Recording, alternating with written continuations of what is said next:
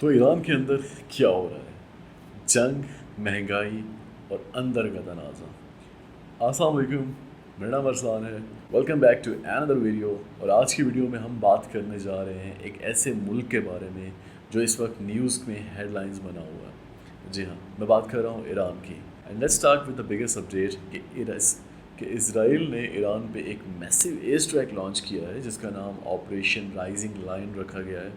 اور یہ کچھ فیو میزائل نہیں تھے، یہ ایک پورا ملٹری کیمپین تھا۔ تقریباً 200 سے زیادہ ایئر کرافٹ یوز ہوئے تھے اس کے اندر، اور 100 سے زیادہ ٹارگیٹس کو ہٹ کیا ہے۔ اور اگر سٹیز کی بات کی جائے تو تہران ہو گیا، ناٹزن ہو گیا، اس کے علاوہ کئی نیوکلیئر اور ملٹری سائٹس کو ہٹ کیا گیا تھا۔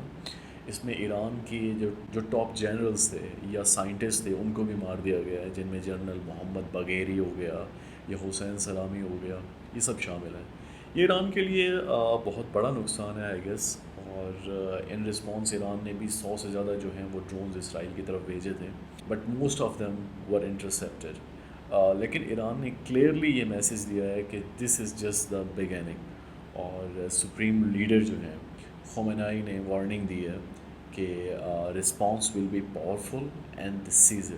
لیکن سچویشن جو ہے وہ اب اتنا سیریس ہو گئی ہے کہ یونائٹڈ نیشنز نے فوراً سے ایمرجنسی کال دے دی ہے، ایک میٹنگ جو ہے وہ بلا لی ہے۔ آئل پرائسز کیونکہ فوراً سے اوپر چلے گئے ہیں، دنیا بھر میں انسرٹینٹی جو دیکھنے کو مل رہی ہے۔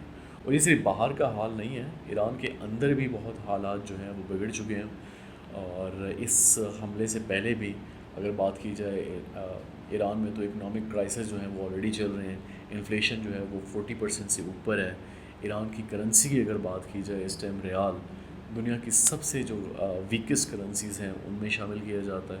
اور 50% سے زیادہ لوگ جو ہیں ایران میں وہ اس ٹائم پاورٹی یا غریبی کی جو لائن ہوتی ہے اس سے نیچے زندگی جو ہے بیسیکلی گزار رہے ہیں۔ کیونکہ لوگوں کا غم و غصہ جو ہے وہ جائز ہے، فرسٹریٹ ہو چکے ہیں لوگ۔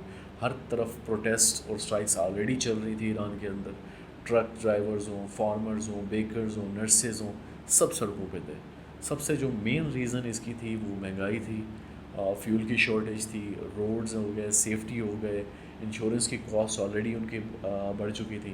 اگر بجلی کی بات کی جائے تو ان کا الگ مسئلہ ہے، 3 سے 4 گھنٹے کی ڈیلی سے لوڈ شیڈنگ ہے۔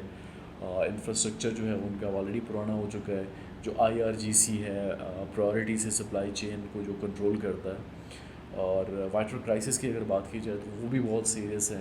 ان کی ایک لیک ہے ارمیا، وہ آلموسٹ ڈرائی ہو چکی ہے۔ 19 پروونسز اس ٹائم ڈراٹ سے افیکٹڈ ہے۔ کچھ ڈیمز جیسا کہ لار ڈیم، اس کی جو کیپیسٹی کی بات کی جائے تو 1% سے بھی کم ہو چکی ہے اس ٹائم۔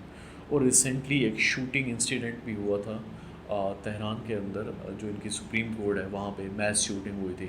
اور 2 اہم ججز جو کہ ہائی پروفائل کیسز پہ کام کر رہے تھے ان کو بھی اسیسینیٹ کر دیا جگہ مار دیا گیا تھا۔ سو اوور آل ایران جو ہے وہ ایکسٹرنل اور انٹرنل دونوں جنگوں سے لڑ رہا ہے۔ ایکسٹرنل وار جو اسرائیل نے کی اور انٹرنل کولیپس آلریڈی ان کے ساتھ ساتھ ہے۔ تو اس سچویشن کے اندر آپ کو کیا لگتا ہے کہ جو وار ہے وہ ایکسکلیٹ کرے گی، یا اس کا کوئی ڈپلومیٹک سلوشن جو ہے وہ نکال لیا جائے گا دنیا، یا ساری جو کنٹریز، کیونکہ سعودیہ نے فوراً سے ٹرمپ کو کال بھی کی تھی اس بارے میں، اور ورلڈ لیڈرز جو ہیں وہ اس کے اندر انوالو ہو چکے ہیں۔ تو ابھی تک کی سچویشن جو ہے وہ یہ ہے۔ تو اس کے بارے میں اگر آپ کی کوئی رائے ہے تو ضرور اپنی رائے سے آگاہ کیجیے گا۔ ملتے ہیں نیکسٹ ویڈیو کے اندر، تب تک اپنا خیال رکھیے گا۔